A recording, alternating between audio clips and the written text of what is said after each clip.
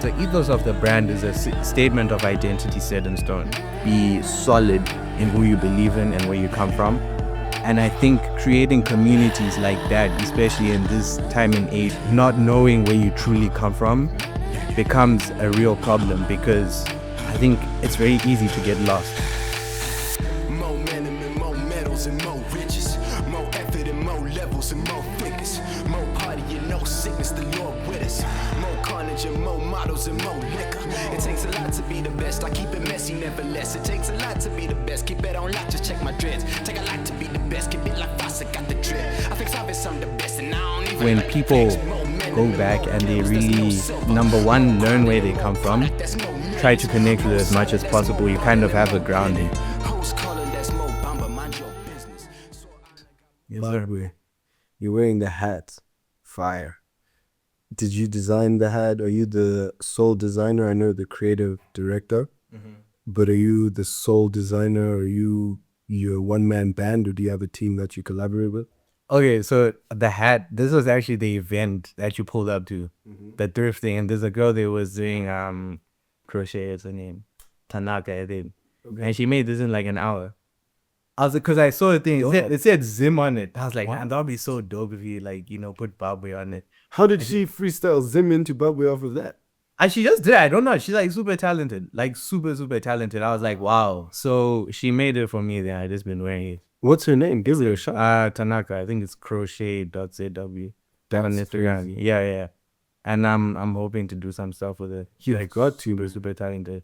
But yeah, in terms of like me being the sole designer, yeah, I do everything myself. You know, it's like starting off, firstly, like money wise, you know. You don't have the budget for certain things, so you kind of have to learn how to do everything. So I had like a little bit of background in photography, no background in fashion whatsoever.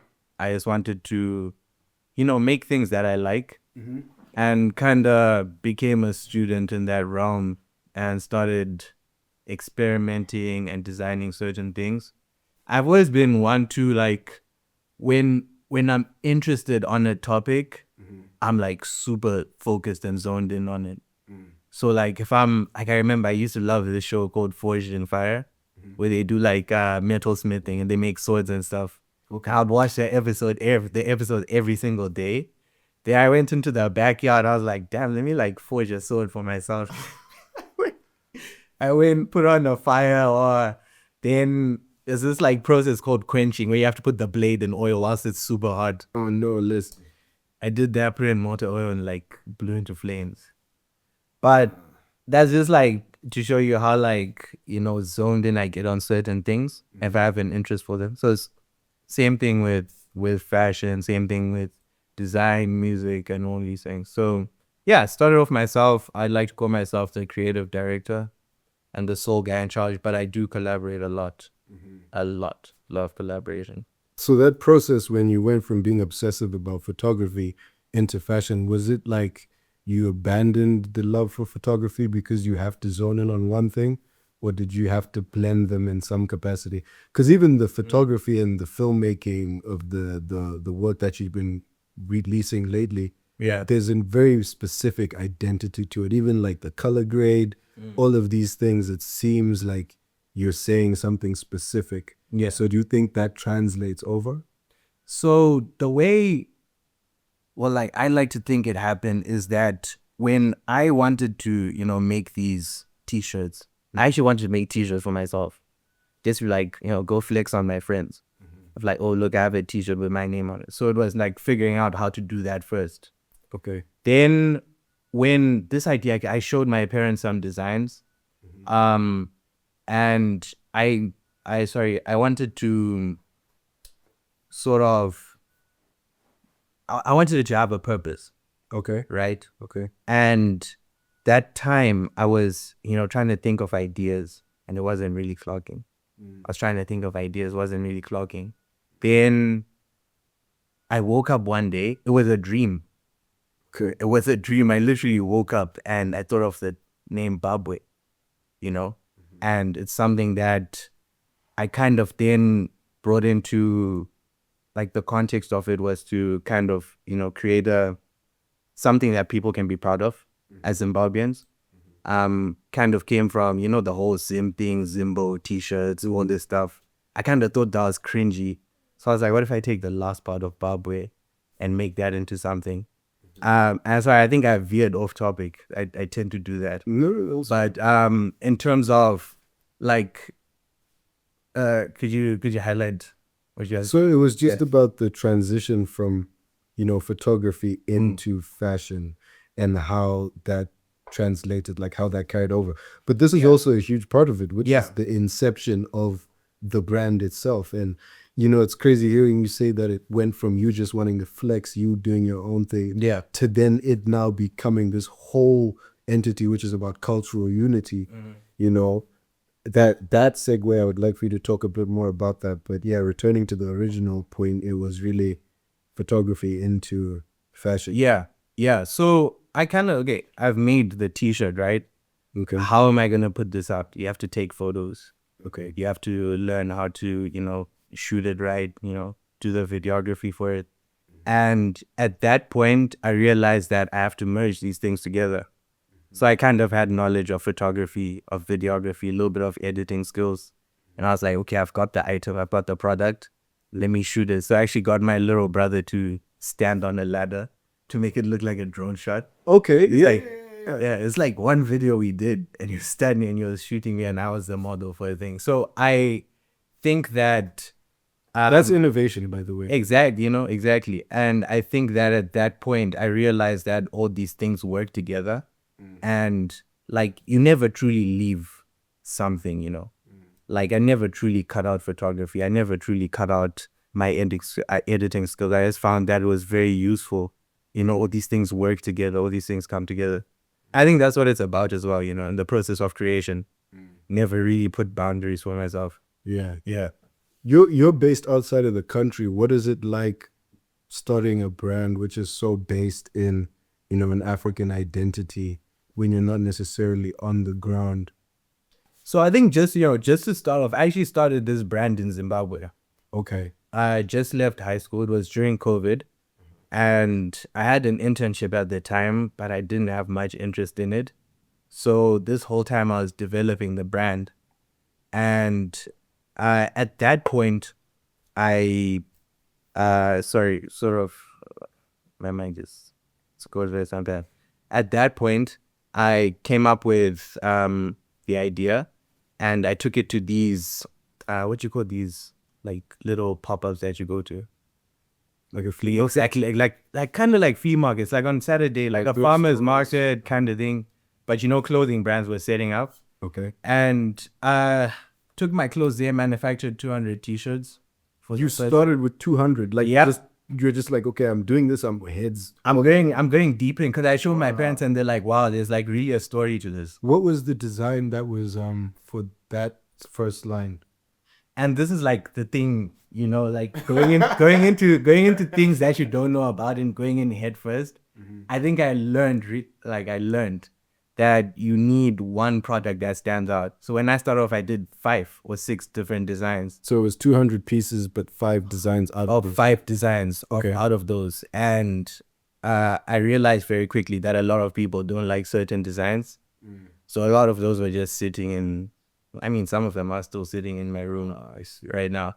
So in that process, I think the t-shirt that people really liked was this one called Munu Mutema. And a lot of people like the concept behind it because, you know, Munu Mutema can be something that's very, I guess, taboo. You know, people, I mean, like, for someone to say, Munu Mutema, there can be a negative association to it.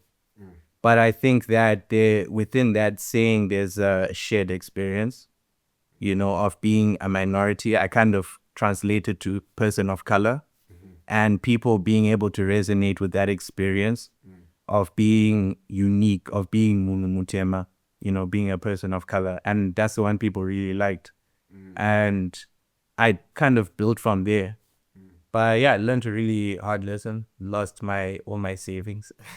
So you put in all your savings, all your eggs into this basket, and it didn't work out at that point, what was your mindset? Was it, okay, let me re-strategize, I'm going to shift into a different industry, or did that give you more fire to keep going? I think it gave me fire to keep going because it's something I was really passionate about. I was very passionate about it, and I knew I was very new in the industry, and I knew I was still navigating it. So it was kind of like pivoting. That didn't work. Let me do this. By the way, at that sale that I went to, that little pop-up I went to, this event, I thought it was very special. It was the first time that I was attending an event like this, a pop-up. And I think we just had to pay a little bit of money to secure a spot. Okay. I got the best, it was a jam tree. I got the best spot in the front where everyone enters, printed my own banner, like really nice banner. Okay. Came in early in the morning with my 200 t-shirts, and one of my boys, shout out Tadala. I don't know if you know Tadala. Nah, you probably don't. Yeah, so had my 200 t-shirts, and I was ready, man. Then people started coming in, and I was there for like 6 hours. I was there for the whole day, and I only sold one t-shirt out of the 200.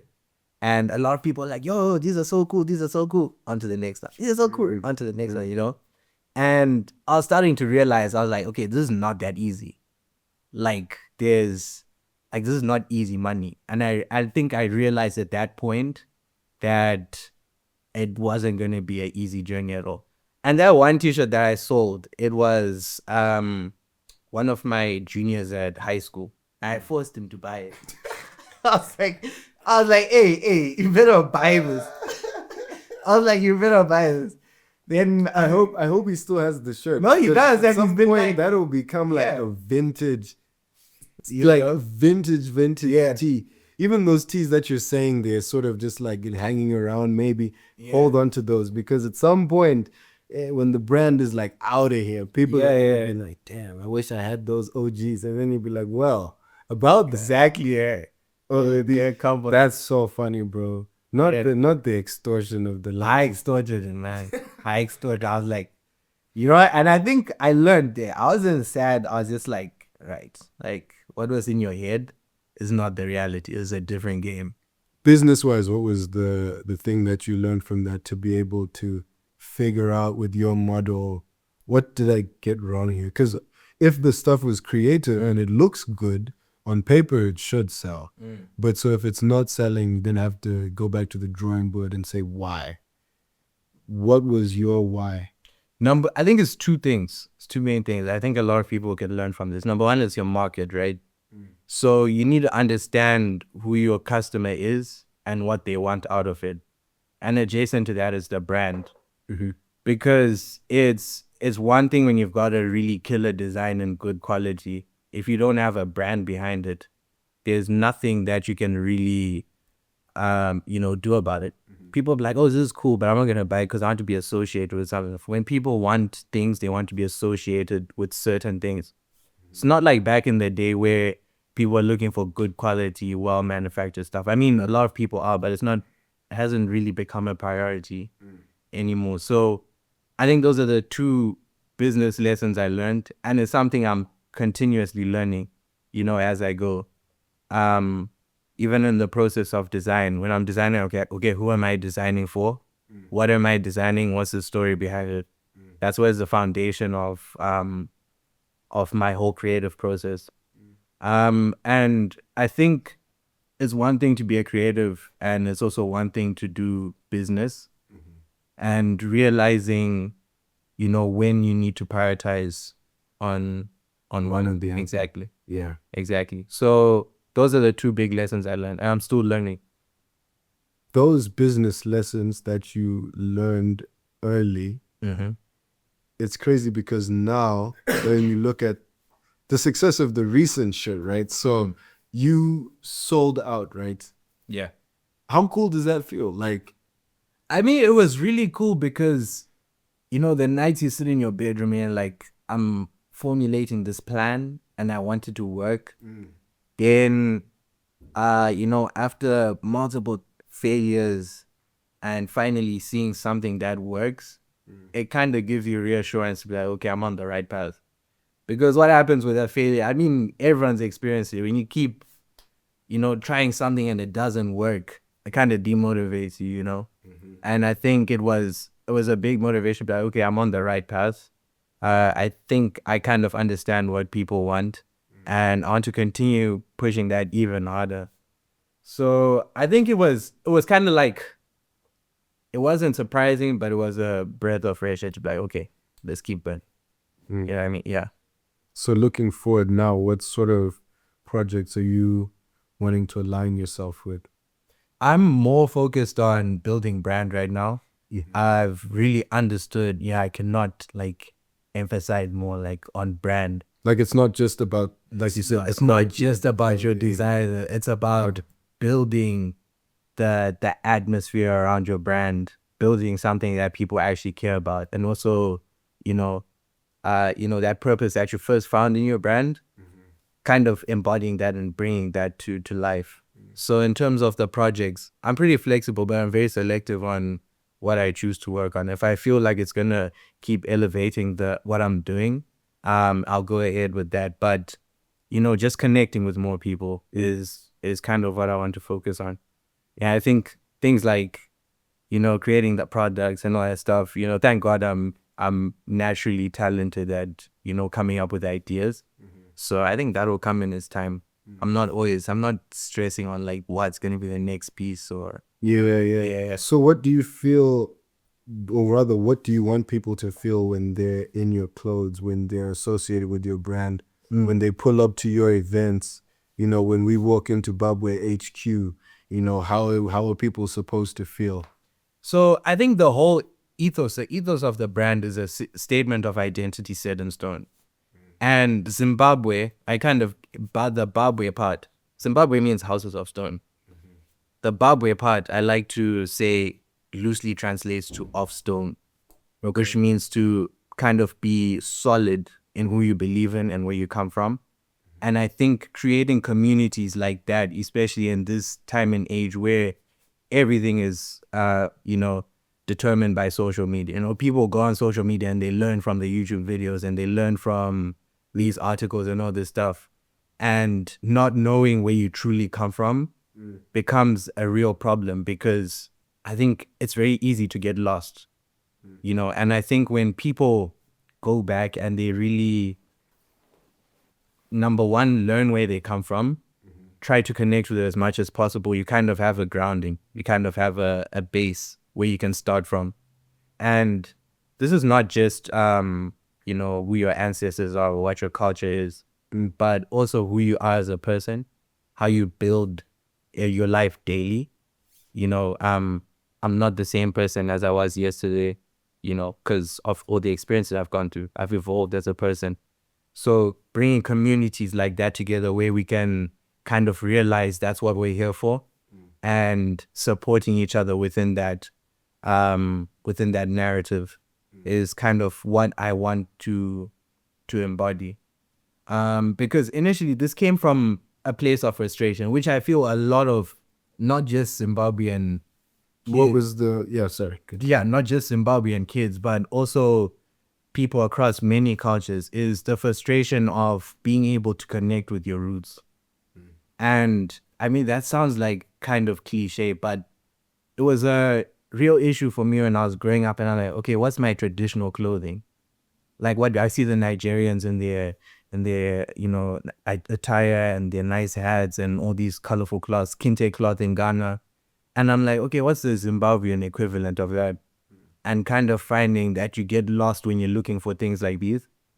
I think that frustration is what has kind of driven me to build this brand and create, narrative around that. Let's do the due diligence of knowing where we come from and embracing that.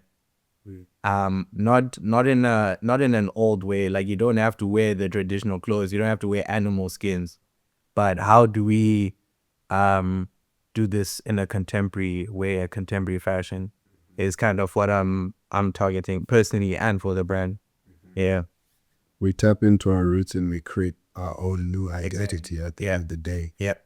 So for this shirt, particularly the latest one, can you tell me about the inspiration? I know you were a rugby player, so Yeah. why the beautiful game? You know, what was it about football that inspired you, and even just the general design? Yeah. So I think it starts from frustration. I don't know if there's any other better word I can use to describe it. But just feeling like you're missing out. Like I'd see, you go to these parties. I mean, there's this one party I went and the theme was bring your football jersey From your country. from your country. Okay. I'm looking for the Zim jersey, and it's just the plain yellow Warriors kid. I'm seeing the Nigerian jersey. I mean, I bought the one from 1994, I think, the Olympic team that won Nigeria or from Nigeria. Okay. The one that won gold. I'm just like, oh, this is so iconic, that they just have the flag on it. So creating a jersey that kind of embodies what Zimbabwe is, and also doing the research of, I don't want to just create a football jersey that's out of my brain. So I actually did the research, and I looked back at what other kids looked like. There's one that really from 1994. let's say 1990s, Okay. because they had a variation of really nice kids. Then there's this one kid I found, and there's only 2 images on Google that I found of the one kid I liked, and it had this chevron coming across the chest. And the chevron represents a lot of stuff. A lot of people think it represents a snake. A lot of people say that and it's like, oh, it's bad juju. Actually, it's not. It represents the cradle of a woman. I don't know what you call this area of like the hip area. Cradle is a good word. Exactly, the cradle. And it kind of represents where life comes from and the cycle of life, of, the birth and the continuous cycle of giving life and it dying, and the kind of like the recycle. I don't know how to explain that, but that's what the chevron stands for. And I was like, well, this is such a powerful symbol, and you see it everywhere. A lot of people don't understand that, and I wanted to emphasize on that. So I have the cradle, the chevron, yeah, let's say the cradle. And the hardest part was using, you can see that flag, how many colors on the Zim flag, right? Bringing that into a harmonious thing was such a challenge. It took me nearly a month to design the jersey. I have maybe 200 renditions of what the jersey could have looked like. And I finally settled on the colors I chose because I thought they worked harmoniously.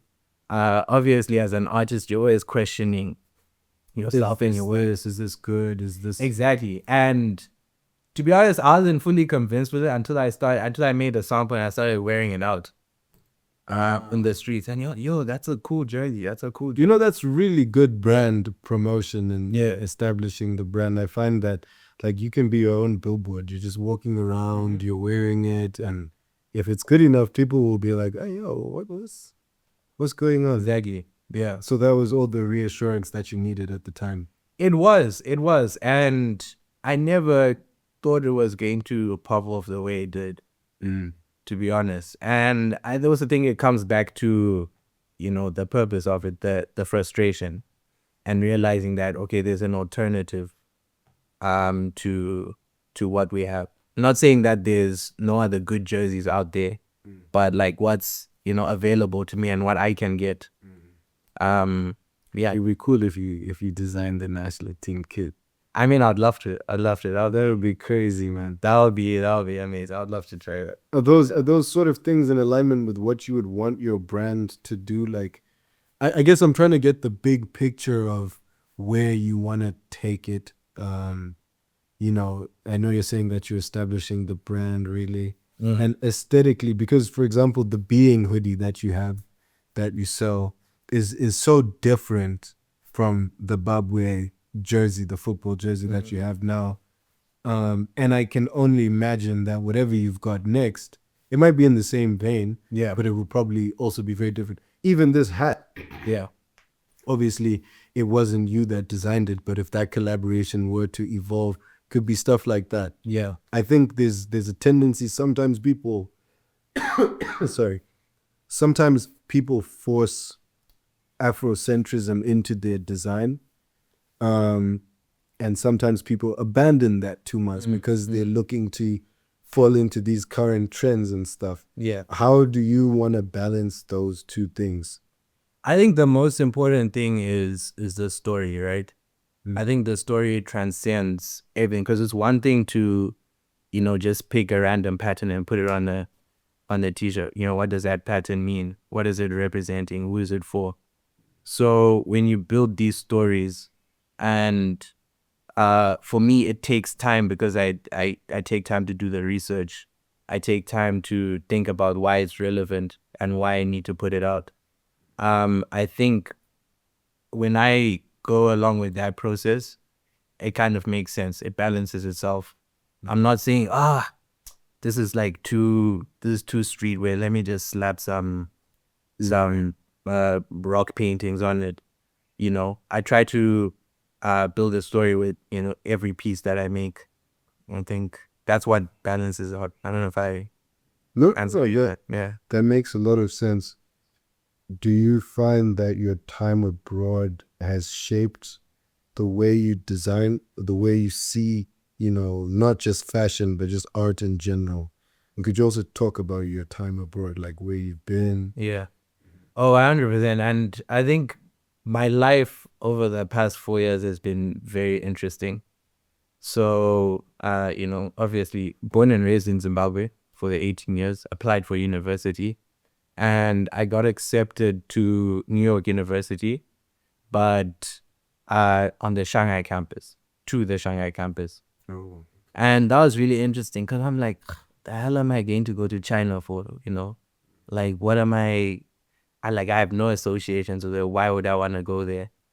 I actually took the time to think about it, and I realized for me personally, it would benefit because I get, 3-4 different perspectives, being an African, getting a Western education, being in the East and learning the culture. I started to think about it. I'm like, okay, this might be a good idea. Let me just jump at it. It was a good university after all. So went to China for 2 years. I went during COVID. And COVID in China is much different from everywhere else in the world, because I think they brought their lockdown in much later. I think it was in 2021 that they actually brought in a serious lockdown, because it started to become really, really rampant. So they were literally shutting cities down, fully. It was like have you watched World War Z, when they just had to quarantine everyone? It was exactly like that. And I got a plane. Well, I was trying to get a plane to China. I couldn't, because they weren't letting people in.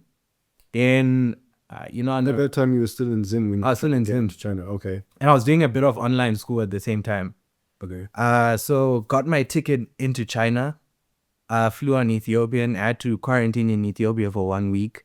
Then I flew into China. I had to quarantine for another 4 weeks. And they took me on the outskirts of Shanghai. And you can imagine, you don't speak the language.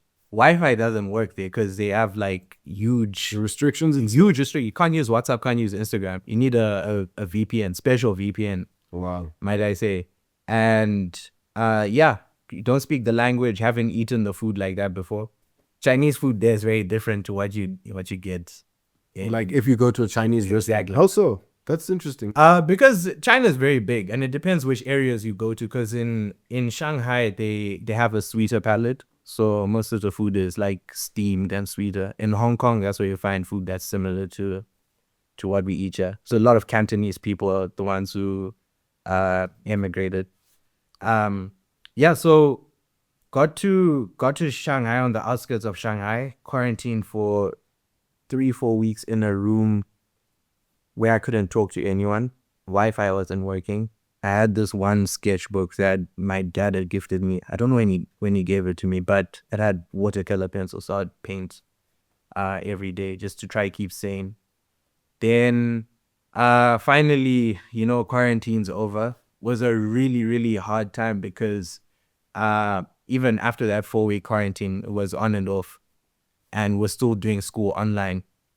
It was pretty severe, but my experience of China from there just kept, elevating. It was a rough entry, but from there. Exactly. Which is why I really love the place. I really, really love the place. I think the culture is unique. And also, I feel like in Africa, we are heavily influenced by the West. So when you do go to the West, you kind of understand the status quo and what goes on there. But going into a place like China, where you have no idea what it's like besides what they show you on the media, besides what Western outlets show you on the media, you have no idea what it's like. So it's like stepping into a whole alien world and like seeing how people socialize. And that, for me, really opened my mind to, realizing that there's more, not just in terms of creativity, but, as a person, realizing that, okay, we don't really know everything. The world is big. Like, the world is big and there's a lot to learn from there.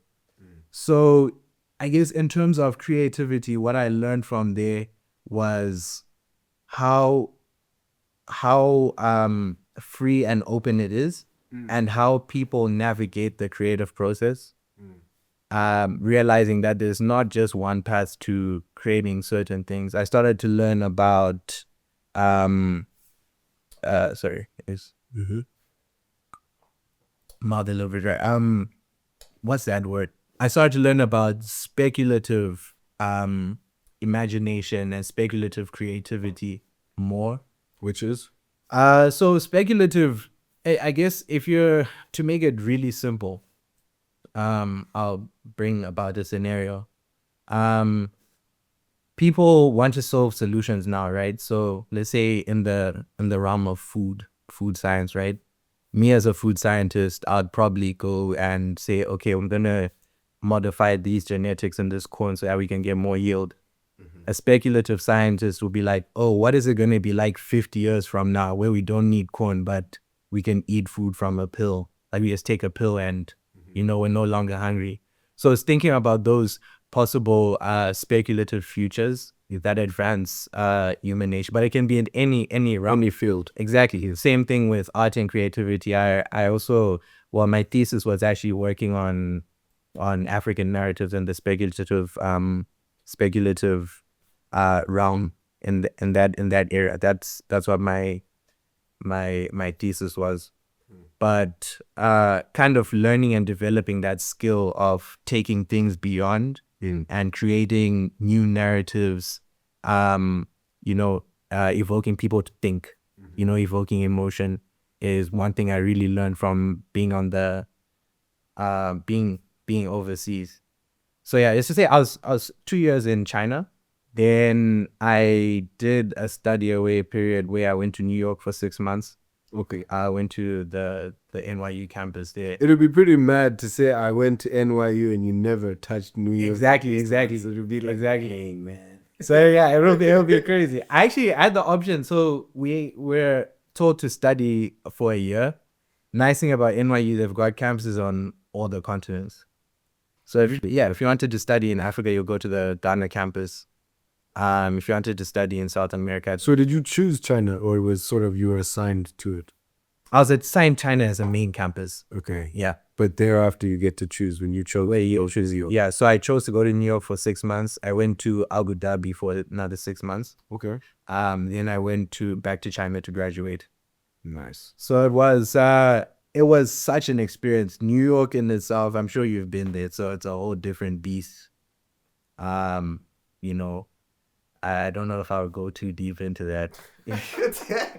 No, New York is dope. New York is dope. That's where you learn about main characters. But the one thing I learned before, main characters. Yeah, everyone's a main. There's no everyone's NPCs, a main. But there are NPCs, but there's no NPCs. It's like they're NPC main characters. Yeah. Like, you just on the streets and you see these people tweaking, man. It's like, bro, what's like, what on? Is this? What is it? LA is similar to that. Yeah. It's just like, what is this? You feel like you're in the center of the simulation. Yeah.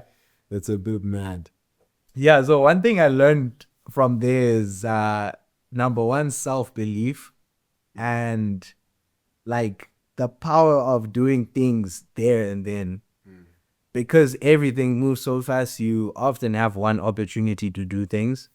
So it's taking that opportunity there and there is what I learned. And that's what's also helped me to level up. I mean, that's what you learned specifically in New York, or in New York, whole time? In New York. Because when I was there, I went to Times Square. you know, and I like people watching. I like observing people. And I was just sitting there and I was looking around and just like feeling the atmosphere. And I was like, man, wouldn't it be really cool if I could put an ad on one of these billboards? Right? So just from that moment, I'd already planted that idea in my mind. And, you know, while I was people watching and while I was like looking around, this is like maybe 3 months later, I realized there was an opportunity to do that, you know, and it's funny because An opportunity presented itself, or did you identify I can create a pathway to making that opportunity happen? I was like, I can create a pathway to make this happen. So I saw on the ads, it's like, oh, advertise your thing for 15 seconds for like $100 or something like that. And I was watching it for a long time, and it was just people saying happy birthday, goofy pictures and all this stuff. You're like, dude, are you guys I'm like, ain't no way, bro. Like, ain't no way no one's thought about use like this putting for real. You know what I mean? Thinking. You know what I mean? Yeah. And I was like, damn, these people are... So I thought there was a catch, and I didn't. I paid for it, and I coordinated it very, very well. I got my friends to pull up to Times Square, Nice. and it was like 6 of them, and I made them go to different spots, and we all recorded at the same time, so it looked like a viral moment, you know. So it looked like you know, someone just put me out there. You know what I He's mean? outside. Okay. Exactly. Okay. So the thing came on for 15 seconds on the biggest screen, by the way. Yeah, I On the saw this. I yeah. saw this, and I was like, Yeah. you know You know what I mean? You know what I mean? On the bigger screen, then like it happened. We recorded the thing, posted on social media, it went viral. But I really thought to myself, I was like, I didn't wait for people to put me on. I didn't look for people to put me onto Times Square. Like I literally like figured a way out. And I think in the creative process, a lot of people are waiting for people to recognize them, for people to give them recognition for what they're doing.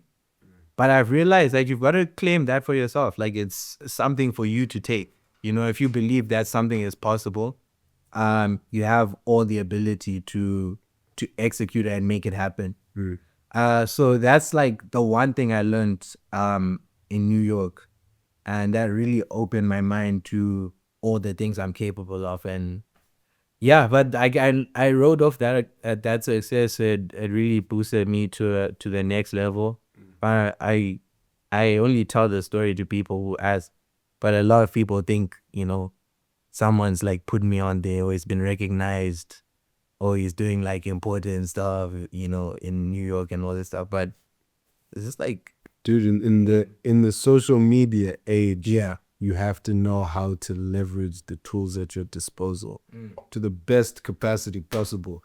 Because, man, if you wait for people to give you that handout, it's very unlikely that it's going to happen. Yeah. Because there's so much going on, and there's so many people doing incredible stuff. Yeah. So it's even kind of hard to be discovered and recognized for what you're doing, because it's like, okay, you're good, and then what? So where branding, like you're saying, comes into it, and all of these things. It's funny, the billboard thing, I keep just thinking about the future and how fashion, promotion, all of this is going to shift. Because, like, for example, when you watch, let's say, the Premier League, right? yeah. And you see those little billboards going around. You know what I'm talking about? Like, Yeah, I'm they're trying to feel about it. Yeah. and they have this stuff going on. So I discovered that what they see in the stadium, you might know this already, is different from what we see on our screens, which is different from what someone in Ghana might see on their screen. Yeah. Which is different from what someone in China might. And that blew my mind, because I was like, oh, that's like infinite ad space. Yeah. You are getting money from so many different spaces. Something like Times Square, having those billboards be there, all of a sudden you have AR glasses. Exactly. Now everybody, you have like 10,000 ads running on the same space at once. Exactly. Yeah. Dude, it's gonna get crazy. Like, even what do you think of digital almost like video or like lighting embedded into clothing? Do you think that's something which will be a thing, or is that like flying cars? Is it just like, I guess? I think it's along the speculative realm. So it's funny you say that, because my major is interactive media arts, and I wanted to merge that with fashion. And from the research I did, I realized a lot of the stuff that's out right now is not well developed. Because if you think about it, yeah, like lighting on a t-shirt's cool, but what's its real purpose and what's its full potential? It's not something that's been really like really dug into and discovered yet.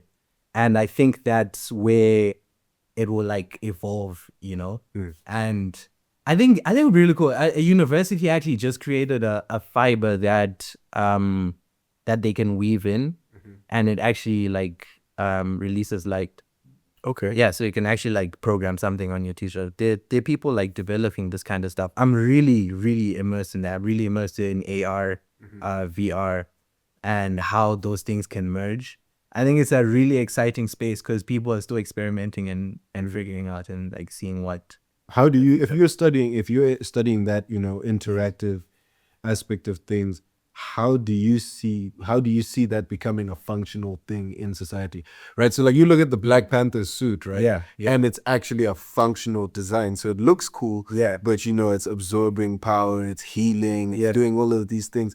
Do you see clothing becoming this sci-fi tool where maybe you're embedding technology which can help heal you, technology which can help maybe up your endurance, whatever it may be? Or is it just purely aesthetic, stylistic, we want to make it look cool and flashy? I think it's two different realms. Okay. I'm also really into wearables as well. Those bands that I don't know what it's called. The band that you put on and literally tracks your whole Like Fitbits or like Apple Watches. Exactly. And I can see special t-shirts that are designed for CrossFit athletes who wear these things, and it gives you your stats, complete stats after. Don't give away too much sauce. Don't give away too. Yeah, that might be the next project, low key. But before you even continue, what's crazy as well about that is I can't remember who said it, but with ideas, you can have the best idea and you can tell everyone, but it's the actual process of doing it which is difficult. So sometimes everybody knows the solution. Yeah. And it's like, but nobody goes about doing it because you have to go through the steps. So even you can throw out that idea and it's like, people might watch it and be like, damn, that's a good idea. That would definitely work. Yeah. It's like the billboard. Yeah. It's like, bro, like $100, you're putting happy birthday. Plug yourself. Exactly. Do something with it. Exactly. But yeah, okay, so CrossFit shirts, for tracking. Yeah. I mean, there's a lot of like possibilities with these Glasses now. You got people doing the streaming with glasses. Like, it's getting very, very sci-fi. Yeah. In a very cool, but also very what's the word I'm even looking for? Almost unnerving way. Cause like I think of the glasses right now. You have the light, right? When you have that thing, you can kind of see. But like, what now when that green light is no longer part of the process, where people can just be recording whenever they want? Exactly. Right? Even right now with the light, what can you really tell someone if they have they have prescription glasses, but they have the thing recording and they're recording it? Can you be like, oh, throw off those glasses now? Like what's the ethics and stuff? Yeah, what's the ethics? Exactly. You look at surveillance around like all the big cities around the world. Now it's like wherever you walk, you're being seen, you're being recorded. So it's like, what ethical boundaries are we now encroaching when we're now putting technology into clothing? Yeah. I mean, if you want my opinion, man, I think we're so far gone already. Like, people are still surveilling you at this moment. You just don't know it. And you've probably agreed to the terms and conditions which you didn't read. But the way I see it evolving, and I've got a controversial opinion on it. Tech advances exponentially, right?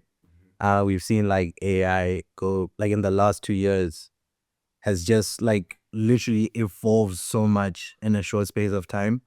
And I think with that sort of, evolving, it also forces humans to evolve. And I think we're going to have to learn to live with it. It's inevitable, especially in realms of creativity where you've got AI that can literally do anything. You can do a whole campaign. You can literally prompt an AI to do a campaign for you and schedule posts that will post by itself. And it's not about competing with that, but how do we use this? And also, how do we challenge ourselves to think deeper? Because I'm not a fan of people who just type prompts and they create something and it spits out and you call it your creative work. I think there's ways as humans that we can really utilize that and create new things. And, the speculative topic that we're talking about, new narratives, new alternatives. I think that's what I'm really excited for. And a lot of people don't agree with me. I think a lot of people are against. A lot of people think we're fast tracking ourselves to doom, which we could be, but I think there's also a really positive side to, to the evolving of tech that's happening right now. Yeah. A lot of people believe that throughout human history, because humans have been able to adapt to pretty much whatever has happened, that maybe we'll be able to get through whatever AI has coming for us. Do you feel like it's more likely that that'll be the case? Or is it actually more likely that AI really will take people's jobs? That AI really will put even artists out of, work? I think that's been the real concern is, well, if AI can make a movie, if AI can make a painting, if AI can become a CEO, if AI can design a fashion line, if we can run brand campaigns, then like what is left of us? Do you think that human art is even gonna matter as much? I think just to address what you're saying, I think it will most definitely take jobs, 100%. We're not It's already started. exactly. It's already started doing that, and it's going to do that even more. The more it evolves, and I think it's getting rid of these traditional roles. I think that in the future there are no traditional roles. They're not going to be jobs like, oh, there's a graphic designer who makes campaigns for certain things and does typeface and all that stuff. We'll be in more of a position of the creative director and dictating what we do with that. And it also empowers people to be independent and do their own thing. We're moving into the future of Web3, right? Where everything is decentralized and you have the agency and autonomy to literally do what you want. If you want to start a clothing brand, you have your AI assistant to help you do some designs. You have it to help you do PR. You have an AI to help you schedule posts and all these things. But essentially what that's doing is like making you an independent. Like you're still at the center of the creation. Exactly. I think that's kind of the direction we're moving more into. I see that happening a lot. Everyone is, especially in our culture, and I think Gen Z in general, everyone wants to play a part of controlling. That sounds bad, but like they want to control something within their lives. Yeah, so like an example would be like a lot of people are DJing now. Back then, DJs were like people who were rare, they learned how to spin decks and all this stuff. Now you can just buy a board and literally teach yourself on YouTube and host your own parties. That's the simplest way to kind of describe what I'm trying to say, is that people are wanting to take agency in, I guess, in their own lives.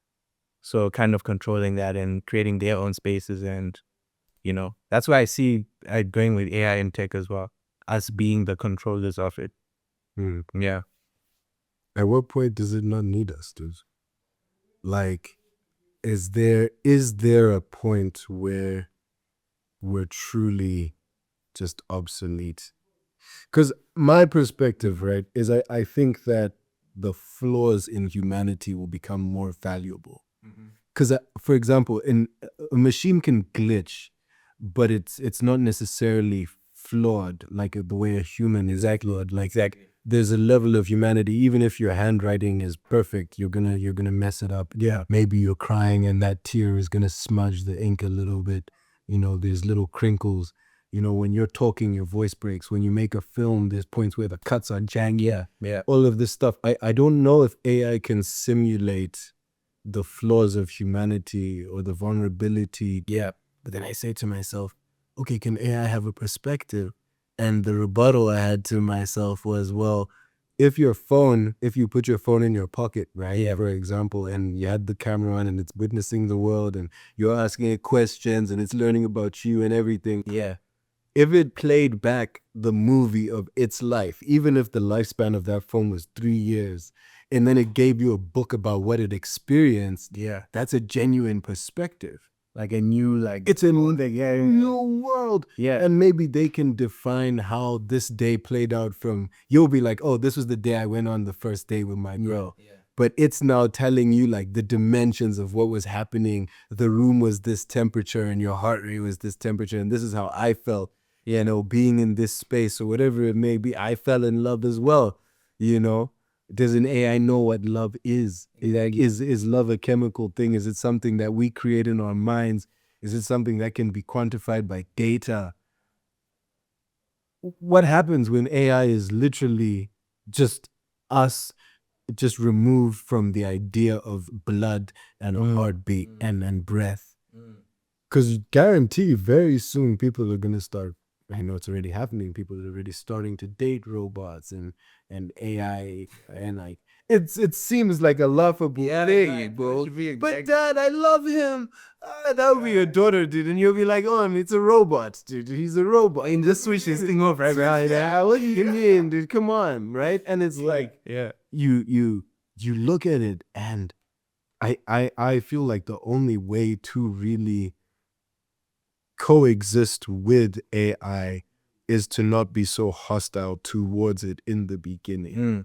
Because the more resistance that we place on it, it's just delaying the inevitable in your own mind, because it's moving rapidly, exponentially. Yeah. So the longer that you take to accept this exponential growth, it just means that the gap between you and those who are early adopters is going to keep growing. Yeah. And I think it's so essential with emerging technologies to always at least understand it, right? Like, I don't think any artist is satisfied with, you know, their role being at stake, right? Yeah. No one likes that you can now just prompt something and it's a masterpiece that comes out.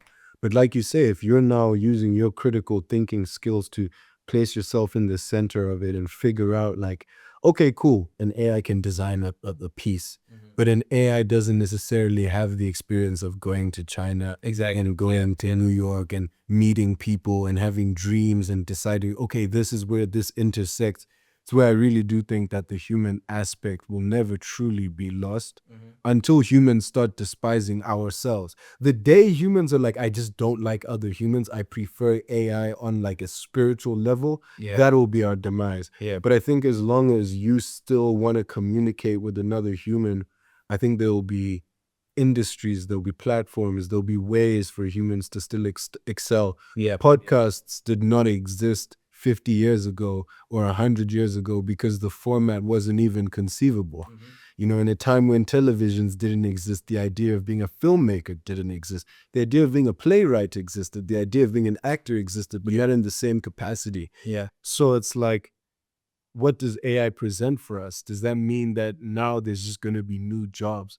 Because even if AI does become smart beyond our comprehension, I'm sure that humans will find ways to still innovate.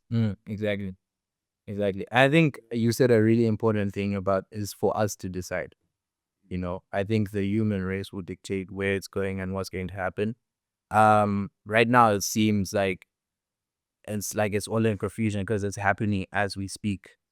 And I think that's what humans are good at, is being confronted with issues and situations and adapting towards that, whether it leads to the demise or like to the success. You know, it's up to humans to think. I was gonna bring up an example, which is we're now in the age of streaming. You know, where people are which is crazy. It's big. Everything is tech adjacent and tech aligned, where you're recording on this thing and it's showing someone's a live thing. And that's kind of like a contradiction, because it's like, okay, we're watching something live, but we're not really there. We're not really experiencing. I think that's a really big contradiction that people have to experience. But I think what also people get from that is the feeling of authenticity, you know, that is happening in real time. You know, if it is. You can't fake it. You can script a lot of things. You can plan for some sort of viral incident, but those moments in between, like, you can't script what someone in the chat is saying. Exactly. Like you have to be a very switched on individual to be a good streamer. Yeah. anyone can just pick up a phone and start streaming. So Yeah. just be a streamer. It's the same way like DJing. Yeah. You can pick up the board and DJ, but that doesn't mean you're a good DJ. Yeah. You can sketch something, doesn't mean you're a good designer. Being a good streamer is so fascinating to me because I say to myself, I cannot sit or even walk around for hours on Hours and they exactly. just being like, I don't think these people are acting, but you are performing. Mm. It means that you're performing nonstop. If you're a professional seasoned actor, you're going from project to project. Well, the project, you're taking your time. Okay, this is me. I'm dissecting it. You're on set. Even on set, you're not there the whole time. You're waiting. You're doing makeup, other scenes, and then it's your time and you shine. It's like you're able to assemble your emotions, your feelings, your sensibilities. Whereas with streaming, it's so in the moment, it's so consistent, and you have to be this person. And I'm like, that seems so exhausting. It's crazy. And I got to see it firsthand. I'm so intelligent. Sorry, I know I said it already. Yeah. But you have to be quick. You have to be. And I'll say I saw it firsthand. I stopped speed. I say he came, It's not what I expected. you know, Turning to. I literally, bro, I ran that nigga down. I was like, I was watching the stream. I saw he was in Shanghai. I'm like, damn, how can I, Oh, there's that stream sniping thing, right? Is that what they call it? Yeah, I stream sniped it. And I was like, the whole goal is like, how am I gonna make Babwê pop? I was wearing the t-shirt. So I was like, let me just get on like camera for like 2 seconds so that I can just like post and, be like, oh, I was in speed stream. Okay. Nah, I tracked this guy down for 4 hours. I went to one location. I was with my friends at first, but then they left. I was at one location where he was in a mall and he was with other celebrities, but we were closed off. We couldn't really see him. Then he made his way on to the next destination. And I was watching him, driving in the bus. I was like, I know where that is. Got on my bike. Cycle. Then I bumped into him. He was at one of these. Exactly. I didn't, on camera, it looks so natural. Like I just bumped him. I stalked him for 4 hours and then I bumped into the right there. And I'm like, no, I need to get in camera, but I need to get in camera. And my whole script for this was, oh, we look alike. I'm the only other black dude there in China. That's I got locks. yeah. Speed. They say we look the same. And I ended up being on stream for like 10 minutes. Hey, yo, Speed! They say we look the same, bro. Hey, yo, Speed, they say we look the same, bro. Hell, my nigga. What you doing here, bro? Come on, man. What's up? That's Spanish, right? Bro, we don't look the same, but like, you low-key do look like me, blood. I ain't gonna lie, bro. Yeah, translator. Twin. Yo, translate. Yeah, what they saying? Like, action like, what is this? When what we're talking about is, the role these guys play and how they act and how they can do this thing for so long. Everyone, You were speaking to him about that, or you're just returning to? I'm like thinking about this as it's happening. Okay. I'm like, yo, this shit is really organized. Like he had bodyguards, he had a cameraman, and he had kind of like a manager who kind of dictates what goes on. But I think when I saw this guy in real life, I could tell he was playing a role and that he's such a genius for what he's doing because he can just keep the energy like that. And the motion he had was crazy. He was being swarmed by hundreds of people every single minute. It was not like 1 minute where he's just like freely walking. This is in China where people barely know him. This is a lot of energy to constantly. It was crazy. And I'm just like conceiving, I'm just like, wow. Like this is full dedication to like what you're doing. I can really understand where he's at right now. But yeah, it was a fun little moment. Got to go on stream. It was dope. It's crazy, bro. It's crazy. Like even just that,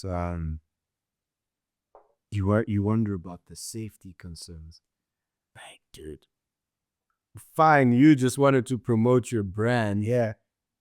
But you could have been a psychopath just stalking him down for 4 hours.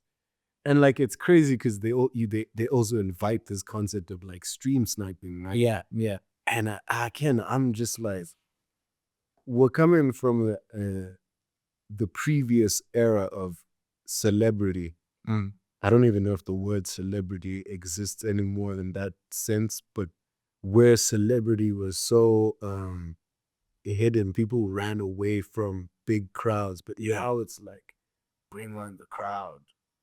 It's crazy. It's a brave generation we come from. Let me tell you, It is. And it's interesting, the way cycles move, eh? I think gone are the days where you've got like super, super legends. Like I'm just thinking of Michael Jackson and the Beatles and the type of I don't like this word anymore, but aura that they had and that they exuded. Especially in a time where there was no technology. Like, Michael had millions of fans and would pop up, people literally drop dead. yeah. And I think we've kind of surpassed that era with things moving so fast, things go in cycle. Like if you think of the last 5 years, man, it's like so much crazy stuff has happened. COVID, Olympics. It's almost like we're numb. Exactly. Like we don't really like internalize what's happened. Like it's gone its cycle, like very short cycles. Also carries on into every other industry, fashion and in tech and all these different places. Yeah. Yeah. Yeah, man. We've got a lot to deal with. Now we do that. So speculatively for you in Babwê, what does the future hold? And just even beyond Babwê, just you as a creative individual, you as a person, what direction do you see yourself taking your life, your creative journey? If I gave you a blank check, what would you go and use your money to do?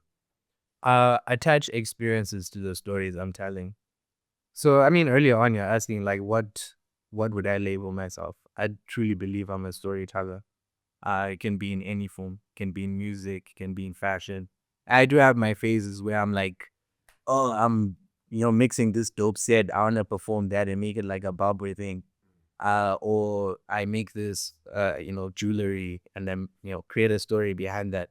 I think I want to take those stories and really blow it up to show the world what we have, because I think we can also discuss this, like one of my biggest things that I'm passionate about is Zimbabwean creators specifically taking their talent and stories out there to people who appreciate them. Because I don't know if you remember, we had a really short conversation and we're asking like, why isn't there a market for creativity in Zimbabwe?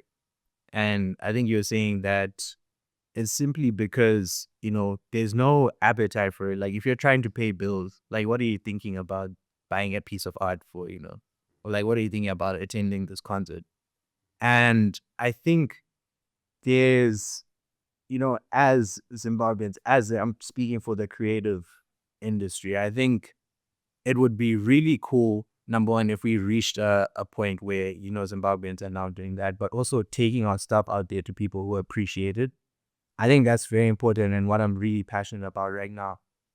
Because I would say I'm talented, but I'm not as talented as some of these guys who are really producing stuff, but it doesn't even get the time of day. Imagine they could, have someone who backs them and take the ideas out there to people who really appreciate them, just showing that talent of Zimbabweans and what we have to offer, I think is really, really important to me right now. Yeah. That's the role of a storyteller, man. Yeah. Definitely. Letting them know like how great it is, especially for the diaspora as well, to be inspired, to give them a sense of home. And I was thinking about this a couple of days ago. Being a creative in general, but in Zimbabwe is hard because you're ridiculed a lot. They're like, man, this guy's not serious with this. Right. The problem is people also ridicule themselves before they even ridiculed outside. Like you hear the voices of criticism long before you even put the piece out. Yeah. It's like you create, oh my God, this is great. And then you're like, oh, maybe this isn't that great. Then by the time you've gone through the cycle of doubt and then you're finally like, I love what I'm doing, I'm ready to put it out. Then the voices of fear come in and it's like, oh, what people laugh at me? Because maybe you've been laughed at before. Maybe you post something and it gets zero interaction, it gets zero traction. Now you look like a fool. But it's like A$AP Rocky said it. Exactly. It's like, are you gonna just like not try? Like, you're a loser if you don't try. Yeah. Because and not even in like a haha loser way. It's like you literally ruled yourself out of the race by not beginning. Yeah. You lost. Yeah. By your own volition. And then you, as you say, then you have that humiliation that then does come online with it, that ridicule. Exactly. I think that's the number one killer, right? Is that self-doubt that grows, as a creative. And you can't really blame that. I think it's something we have to work out of ourselves out of and really realize what role we're playing. And I came to the realization that we create a touching point for people who can't or don't have the ability to actually be there and experience it. I think that's what the role of creatives is, to create atmospheres like that, create experiences like that. And then you'll start to see how much of an important part you are playing within society, because we are creating, right? We're creating these spaces, we're creating these realms for people to, to evoke feeling, right? Whatever your goal is.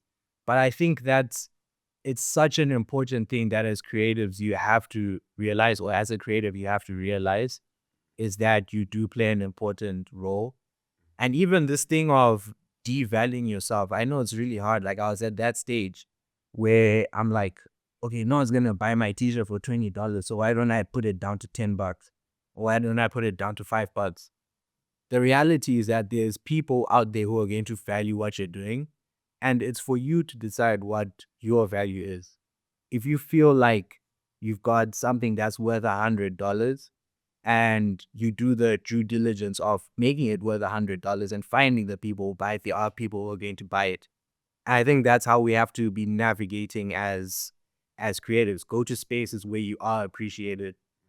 And to say, like, some people don't have the ability to, travel and do all these things.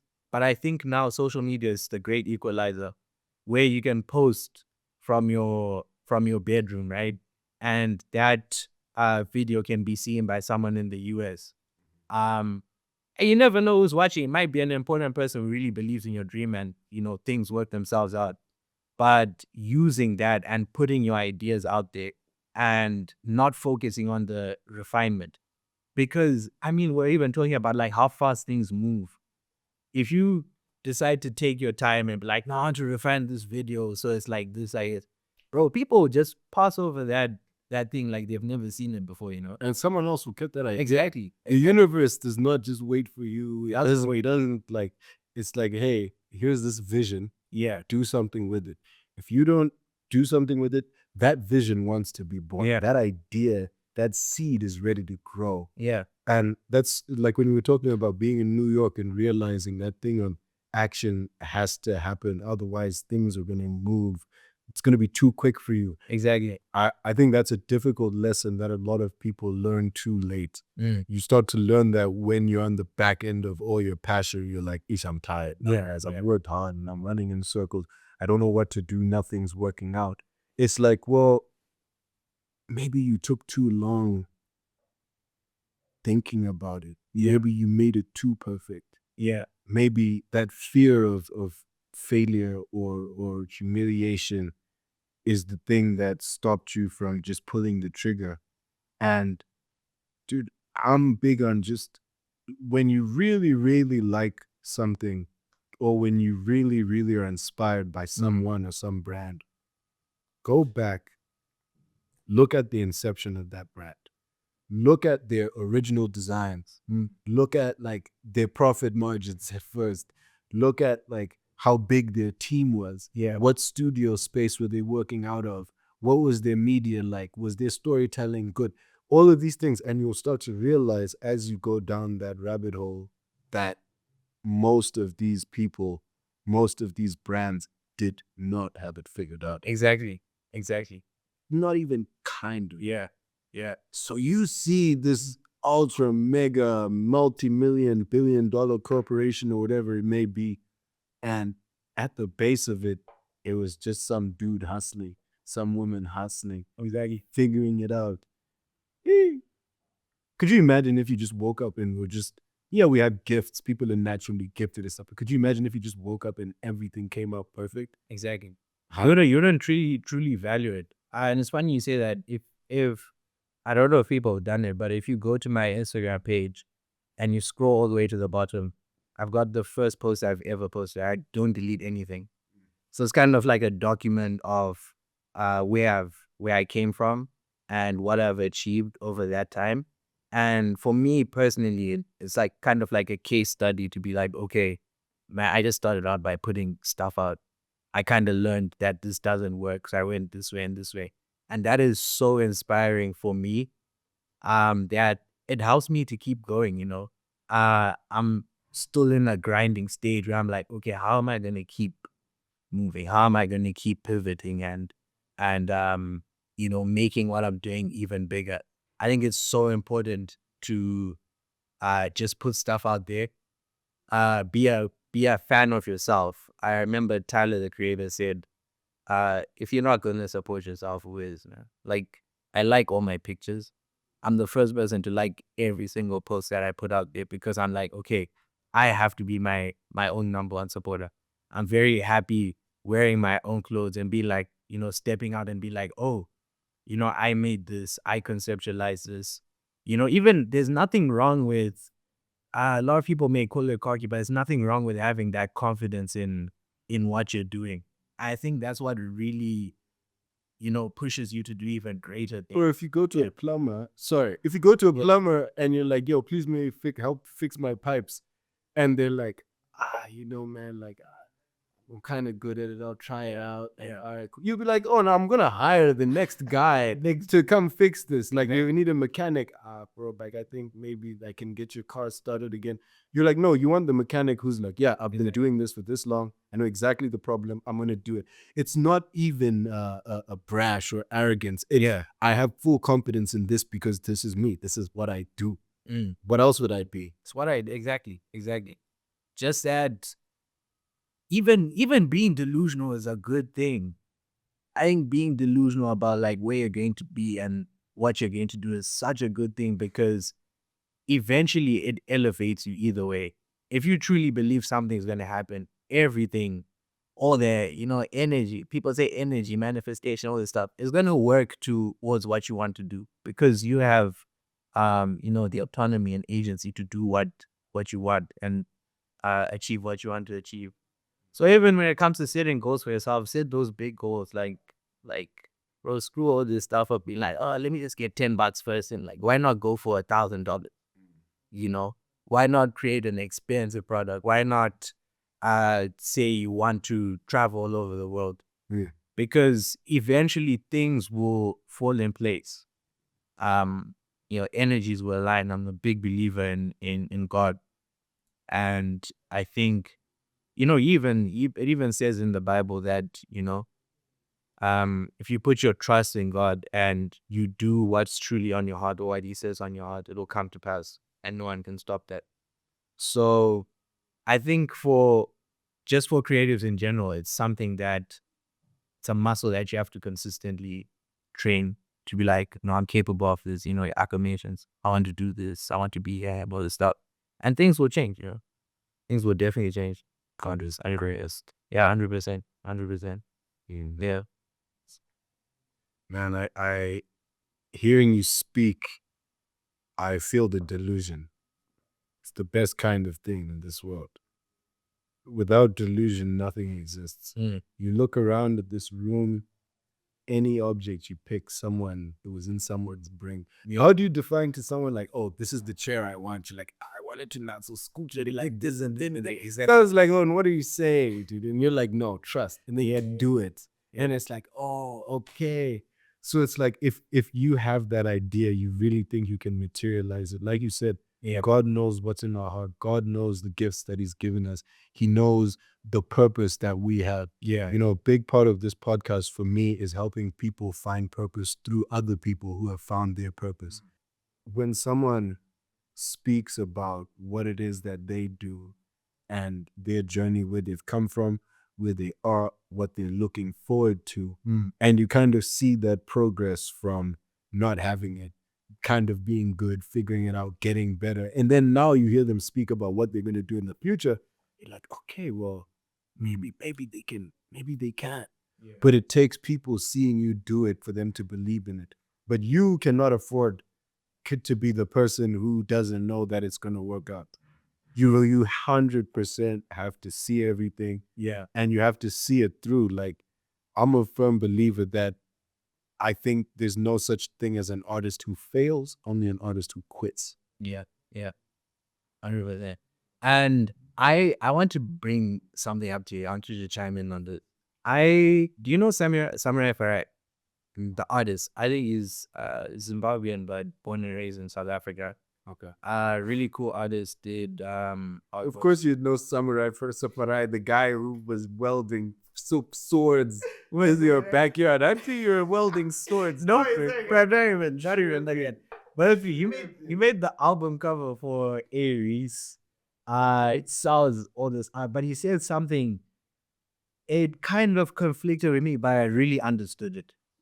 And just to give you context, you've seen all these motivational speakers. Gary Vee is basically being like, when you're in your 20s, risk everything, you know?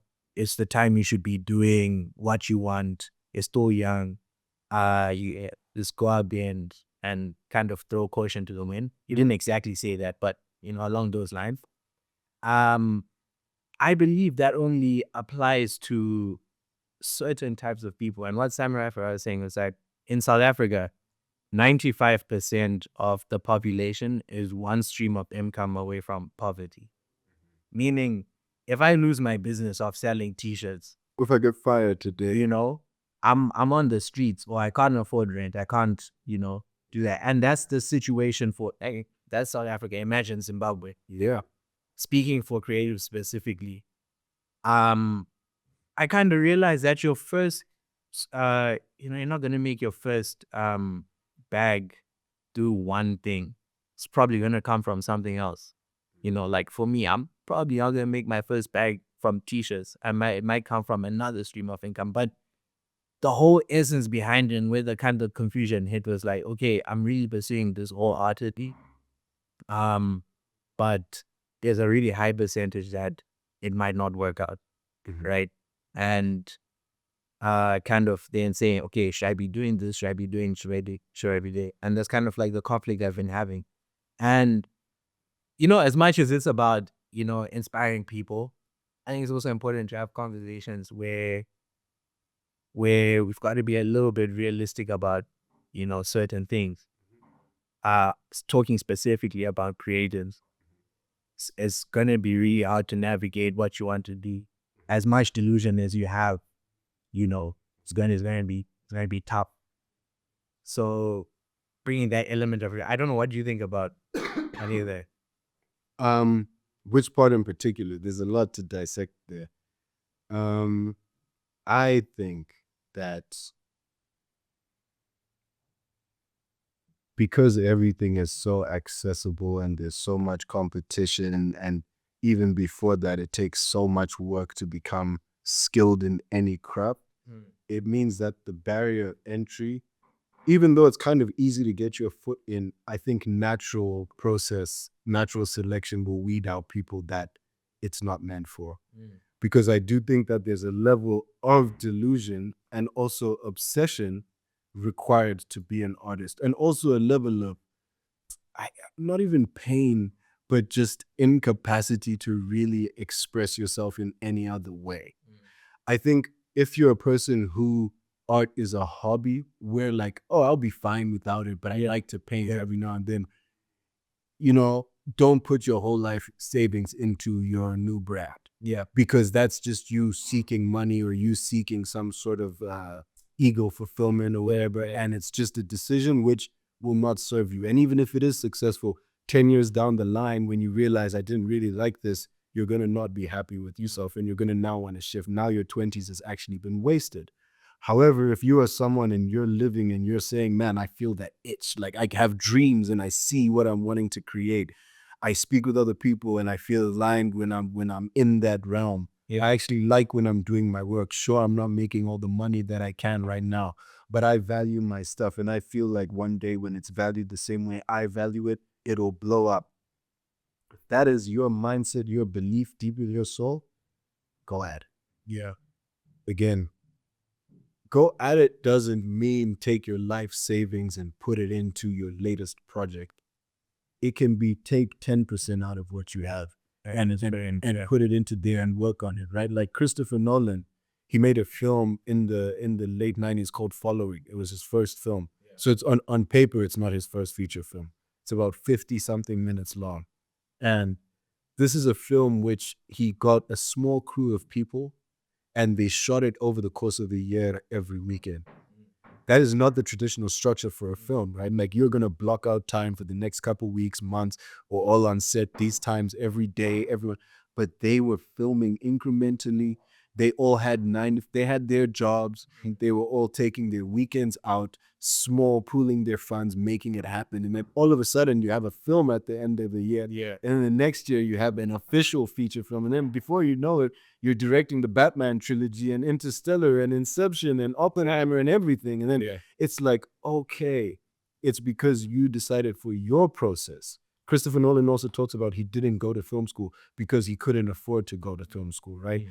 For whatever process you need to be successful, wherever you're at in your life, you have to understand your gift, where you want to go, and you have to learn how to reference and leverage your resources. Tools is the most important thing. You can give the same people the same camera setup and they're going to shoot something differently. Yeah, conversation is going to be different. How you utilize your tools is what matters. So I'm a big fan of like motivational speakers talking about go all in. Yeah, but it is true. If heard by the wrong ears, that could be the worst advice you could ever have. Ever receive. Know who you are. Study yourself. I think that is the beginning of all greatness. Exactly. Study you. Once you know that, it becomes so easy to just imbue your essence into everything you create. That's why I'm confident, like, yeah, I can make a film. If I need to, I can make a song. Or I can write a poem. Or we can, maybe next year you want to become a car designer. And you decide, okay, cool, I want to design cars. Now I'm going to spend the next 10 years of my life locking in on cars. Before you know it, anything you put your mind to in this life, you can achieve. You can succeed in it if you know who you are, what your strengths are, what your flaws are, what your weaknesses are, and specify the life that you want. Yeah, 100%. We all grow up. We all watch the stars on TV. We see the clothes they wear. We see the houses they have. We see the cars they drive, the women they're with. We see everything about it, and we tell ourselves, I want a 3-story mansion with a Bugatti and a girl who looks like this, and I want that. And then you stop, and you're in your mid-20s, and when you say, I actually don't even like Bugattis like that, bro. Like, I want a Range Rover. Or maybe I don't. Maybe I just want a pickup truck and I'm happy. Maybe I want a barn out in the country. Maybe I want to live in a penthouse in New York. Whatever it is, the more specific one gets about who they are, what they want, the more real you are, the more things just fall out of the way anyway for you. Yeah. It's like you don't even have to fight so hard to find what you like or what you're supposed to be doing. Yeah. The way just presents itself. Yeah. Naturally. I think, the key there is purpose. Because I do find a lot of the time, people who speak about, and they're right, about believing in yourself and just doing it there and, fully pursuing that. But when it falls on the wrong ears and you don't truly understand it, that's when it becomes a problem, as you were saying. And I also think it's important in topics of discussion, because you also have to look at yourself. You have to look at your circumstance. Firstly, know yourself, as we were saying. What do I want to say? That was one of the biggest lessons of just like even directing a film or whatever it may be. It's because it's easy to get distracted by the flashy, fun things. It's easy to be like, I want to make it look like the perfect shot. Yeah. Or I want the actor to say this line just like this, or I want the light. But then when you strip everything away and say, what do I really want to say with this scene? Yeah. What do I really want to say with this music video? When it's over, when you reach the end, the final credits, how is the person receiving it supposed to feel? And when you start, even like how are they supposed to feel ain't really what it's just about. What am I really trying to say? Yeah. And that communication becomes so simple because you can say what you want to say in 1,000 ways, you know? 100%. So yeah, purpose. Sorry, I also get sidetracked. That's good. Yeah, I think we pretty much explained it, you know, find what your purpose is and move in a way where it works for you and for your circumstances. Yeah. Don't do what people like. Even taking advice from people sometimes can be dangerous Oh yeah. because Oh yeah. you know they're speaking from their perspective only, right? So And this goes beyond just Yeah. art. This goes Yeah. into life. everything. Take everything with a grain of salt and decide the way you want to move. Be very decisive and autonomous about what you want to do.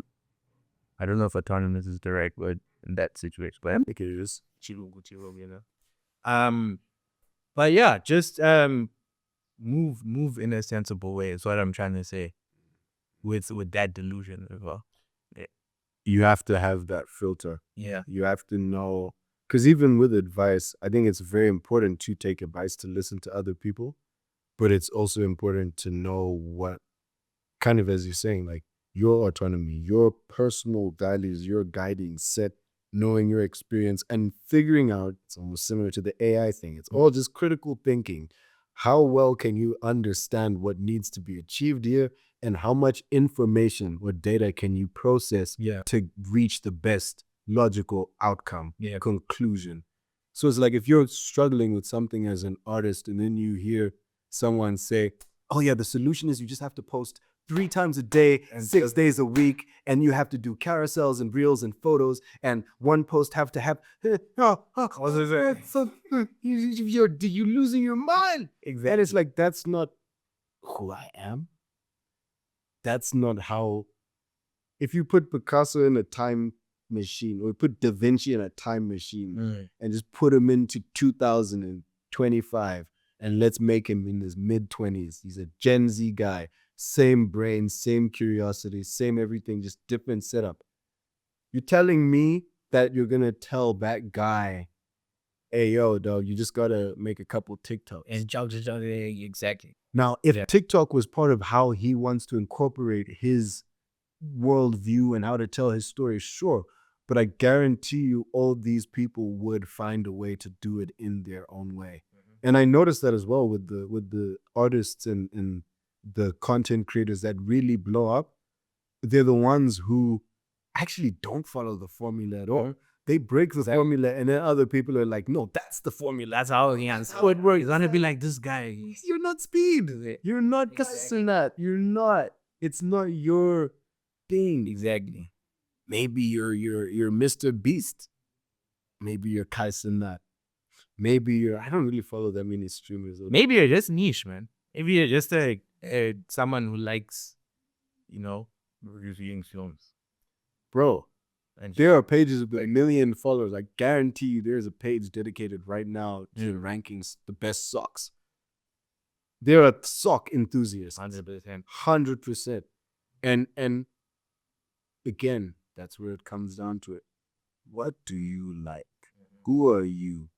Figure that out and do that. If you need to work a job to support that passion, I think going back to what you're asking about earlier, I think that's also a thing. Then work it. If you want to quit your job and just focus on this, do it. Sure. Yeah. But know why. Don't just do it because someone told you to do it, that they told you. Because when you now do it and your venture doesn't work out, you can't then go to them and be like, you told me this way. You owe me. It's your fault. Now you owe me my success. It's like, you do your thing. Yeah. Yeah, man. But dude, it's been really great speaking with you. It's been amazing, bro. Yeah, I love having conversations like this where, you know, at the end you really advance and you have new perspectives. You learn And I also like that it's something that's being recorded, for people who want to chime in and actually know what really goes on or like what someone is thinking. I think podcasts are great, man. I love podcasts. They're pretty I cool. love it. Look, yeah. Yeah. Yeah, man, it's like a little time capsule. I really appreciate it because I also didn't know what to expect from the conversation. Obviously, I had an appreciation for the art, and we had met like pretty much. I know we had met long back before, but we didn't know. Yeah. And then like obviously at your event, which I feel like we didn't talk enough about. Yeah. Can we circle back to that and talk to about the that event, if you're comfortable talking about that? Yeah. Of course I'm comfortable talking about it. The event was eye-opening, man, because I'm used to doing a lot of things solo. Just quick shout out to the guy I partnered up with. His name is Kingston. He runs his own blog/magazine. That guy was like the glue to the whole thing because he found the venue. He knew which audiences to push it to. We conceptualized this idea of wanting to bring people together, and kind of support other people while we do that. It wasn't only a Babwê event, it was to empower everyone who's there. Everyone played a role, artists, MCs, DJs, people who thrift clothes. I think that was really a highlight because it showed me the potential. If you were to ask me, I didn't think people were going to show up like that. I thought it was just going to be a couple hours, speak to a couple of people. But it was crazy, man. It was great turnout. And what really inspired me was people coming up to me and be like, yo, we really like messing with what you're doing. Like, we really like this. And that kind of like reassured me, okay, I'm on the right path. And also telling me the importance of community and what it's like to build and how quickly you can learn from those things. And it all just comes from stepping out of your comfort zone, to be like, okay, I've never done this before. Let me try it. If it works, it works. If it doesn't, it doesn't, That was your first time hosting an event. I've hosted a lot of events, but I've had a lot of control over it. Okay. To be like, it must be like this. This DJ must come in at this time. But this time it was like just free spirit. I just really got to see the nature of what the creative scene was like in Zimbabwe. And it's amazing. I want to do more of it. Invite more people, make it a bigger thing, blow it up, show the world that this is what I was seeing. A lot of people were DMing me on the page. Yo, where is this? Where can I get these jeans from? Us, plugging them to creators who have 100, 200 followers. And that comes down to the thing of stepping out of your comfort zone and just putting your work out there. I think it was truly amazing. And also a shout out to Kingston. He runs Genuine More.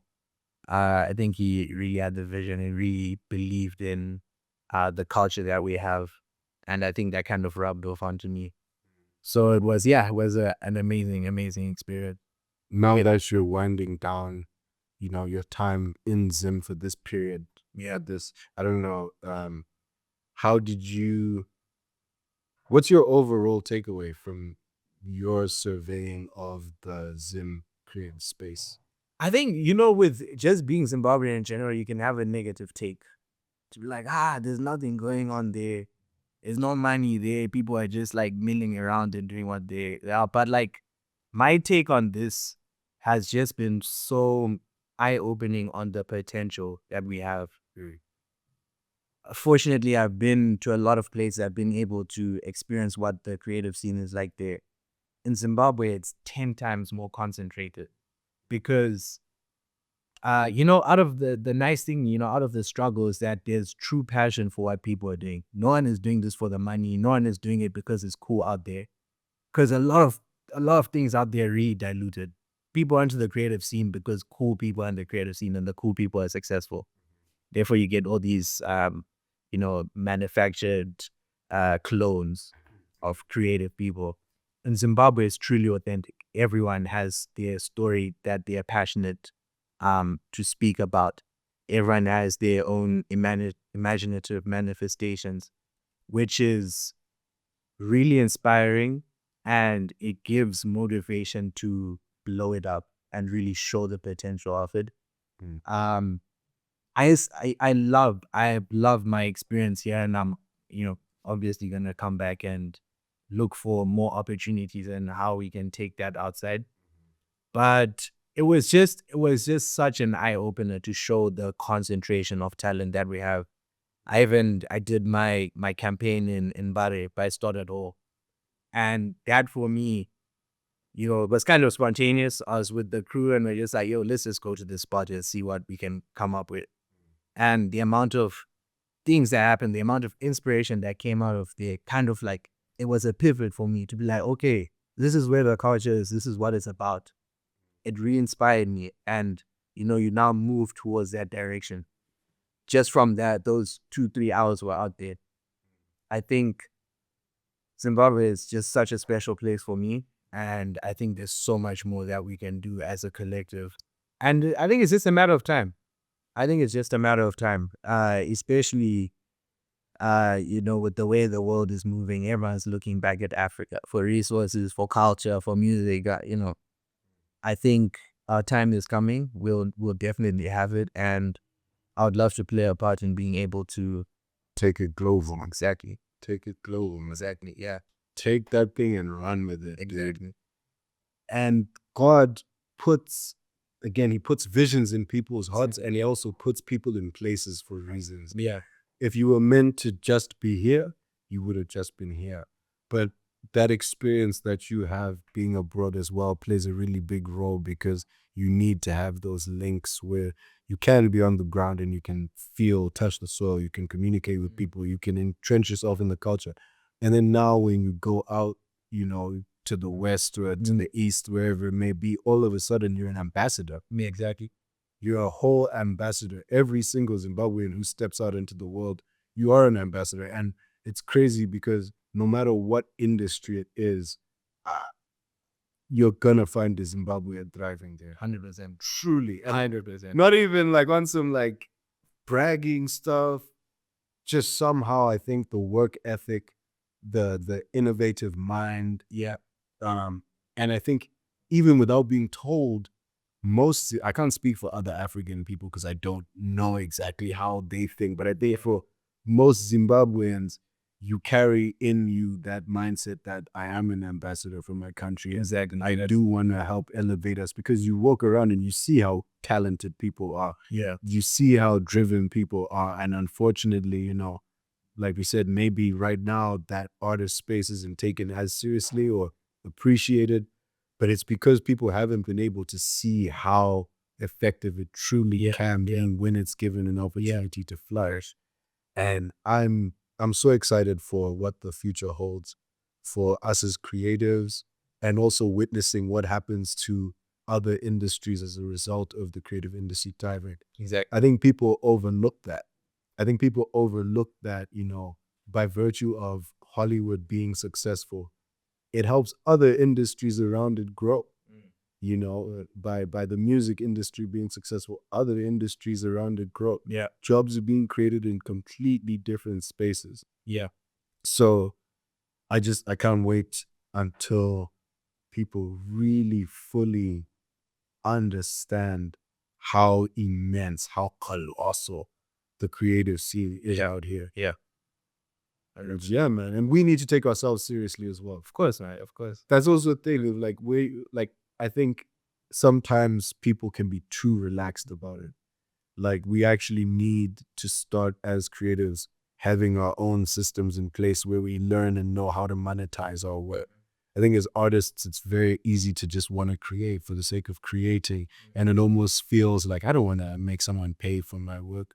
But it's like, nah, like, you did something, you made something, it has value, tangible value. It is not food for the belly, but it is food for the soul. Yeah. Make sure that you're getting compensated for that. Make sure that you have policies to protect yourselves as artists. Make sure that people are getting paid good wages for their product and all of these things. So I'm excited to see not just the creative aspect of things develop, but to also see the business side of it develop too, man. Yeah. Which is something which I'm very happy to see and hear, that you are very conscious of both aspects of it. Like, you're able to be inside a room in China just sketching for a month. Yeah. But you're also going to be able to analyze, okay, why did this sell? Why didn't this sell? How do I penetrate a new market? How am I identifying where I can place my brand, who I align my brand with. Exactly. All important things, man. Yeah. All important. If you could go back, I usually at the end of the episode I ask like, what advice would you give to your younger self? But I'm gonna flip the script and I'm gonna say, if your younger self, let's say mid-teens, like let's say 15 or whatever, could teleport here and talk to you, what would that young self say to you? What advice would it, if that young self who has witnessed what you've become and what you've done, all your success, all your failures, what would they say to you? It's a really interesting question. I think if my younger self was to come to me, I think they'll tell me to embrace my I'm trying to look for the word childlike property. What's the word for that? That's how it's Embrace my infancy as a child, approaching things in a childlike manner. Because especially now, as things grow, you start to be like, that's not going to be feasible. Let me just do this. But my younger self will be like, okay, how do we do it? What do you have? Use it, right? And I think that's the message my younger self would give to me, to be like, just use what you have. If you have a goal, work towards that goal. Don't think about what's going to happen tomorrow. Are you going to eat tomorrow? Yeah, I know. That's crazy, but that's crazy. That's crazy, but like, No, but I get you. Just do it, man. Just go for it. If it doesn't work, what's the way? It doesn't work. If it works out, it could change your life. So just approach everything like a child and find the joy in it. It's not about money all the time. It's not about what people think. It's not about, it's just about what you feel strongly. You feel strongly about it. Discover it, explore it, see what comes out of it. Amen. Yeah. Lesley, you are the creative director of Babwê. You are a speculative thinker. You are an all-round creative individual with, I think, limitless potential and limitless ways and directions in which your creativity can go. And I know right now it's manifesting in the designs that you're doing, but even just hearing your story from photography to your time in college to your time as a designer, I can see that the vision is a lot bigger than maybe what people can see right now. So I'm very excited to see what comes of whatever you've got next for us. Yeah. Please let us know if there's anything that you're promoting that you want people to know about right now. I think it's just the jersey, man. But you're sold out. No, I've restocked. Okay. No, I've restocked. But are they shipping here though? So I'm working on that. Like we're figuring out those Zim. Okay, no problem. Okay. Soon it'll be coming. Right now it's pretty popular amongst the diaspora. Okay. But yeah, the Zimbabwean soccer jersey is out. Make sure you check it out. Share with your friends, all that stuff. Then in terms of the future, I guess I also don't even know, but I just know it's gonna be dope. That's all. Just keep the childlike spirit. Exactly. And things will keep unfolding. Exactly. That's that. Awesome, brother. Thank you so much for coming on the show, bro. Close that.